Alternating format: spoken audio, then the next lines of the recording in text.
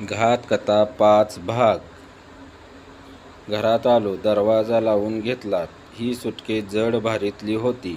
सुटकेसला number lock होतं. मी काहीतरी number फिरवून सुटकेस उघडण्याचा प्रयत्न केला. सुटकेस उघडली नाही. तसं रुपेशने माझ्या हातातून हातोडा घेतला. सुटकेस जमिनीवर खाली ठेवली. तो सुटकेसवर हातोडा मारणार तेवढ्यात मी त्याला थांबवलं. म्हणालो, काय करतोयस?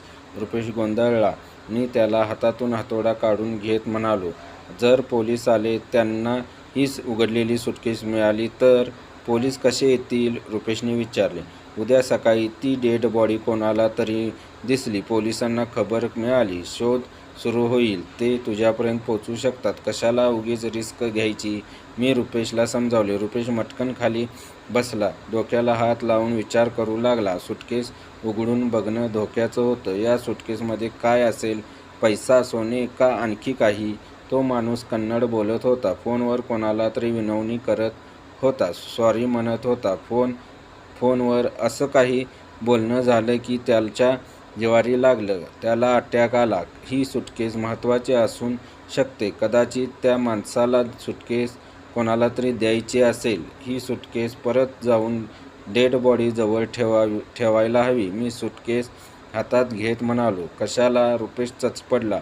हे बघ, आधी त्याला घरातले, मग पोलीस त्याला शोधणार, सुटकेसला शोधणार, आपल्या गावात चौकशी होणार. मी परत रुपेशला समजावले. तो बधीर झाला होता. त्याला लवकरात लवकर या सगळ्यातून बाहेर पडायचं होतं. मलाही तेच हवं होतं. रुपेशला घाटात जायला नव्हते.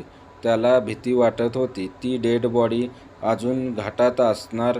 जर डेड बॉडी सापडली तर सुटकेस त्याच्या शेजारी गुपचूप ठेवून द्यावी, म्हणजे कोणाला काही संशय येणार नाही. जर डेड बॉडी मिळाली नाही तर सुटकेस कुठेतरी घाटात फेकून द्यावी. अरे हो, सुटकेसवरचे फिंगरप्रिंट पुसायला हवेत.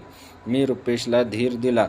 सगळं काही ठीक होईल असं सांगितले. पण पुढे काय होणार? हा मॅटर सॉल्व्ह झाला की रेश्माच्या घरी जाऊन तिला सरप्राईज द्यावं असा विचार करत आम्ही घराच्या बाहेर पडलो.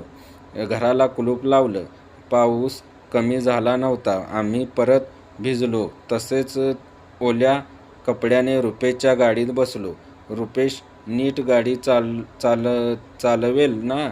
एवढ्या पावसात मला गाडी चालवता आली नसती.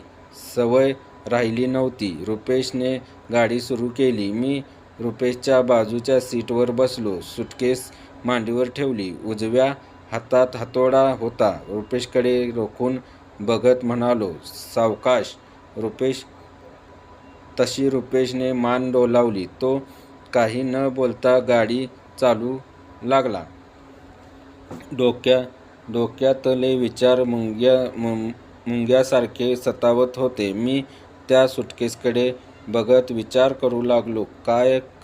यात काय असेल? काहीतरी महत्त्वाचे, म्हणजे पैसे असतील की कुठल्या नोटा असतील, त्यावर ठरणार. सुटकेस तर जड होती. एवढी कॅश म्हणजे हा 2 नंबरचा घरात लपवून ठेवलेला काळा पैसा असणार. एवढ्या रात्री एवढे पैसे काहीतरी विकत घ्यायला नाही तर मग पैसे कोणाला तरी द्यायचे असतील. एखाद्याला एवढे पैसे अशा वेळी द्यायचे मदत म्हणून? शक्यच नाही. रात्रीचा तो माणूस एवढे पैसे घेऊन अशा निर्जन जागी, ते पण घाटात, का आला असेल? अशा वेळी पावसात निपारीच्या घाटात कोणी का स्वतःहून येईल? काय गरज आहे? पण कशावरून तो स्वतःहून आला असेल? त्याला कोणी बोलावलं असेल तर? कोणी का बोलावलं ते पण निपारीच्या घाटात? कोणीतरी जबरदस्तीने बोलावलं असेल. हो, म्हणून तो आला असेल. जबरदस्तीने म्हणजे त्याला कोणीतरी ब्लॅकमेल करत असेल.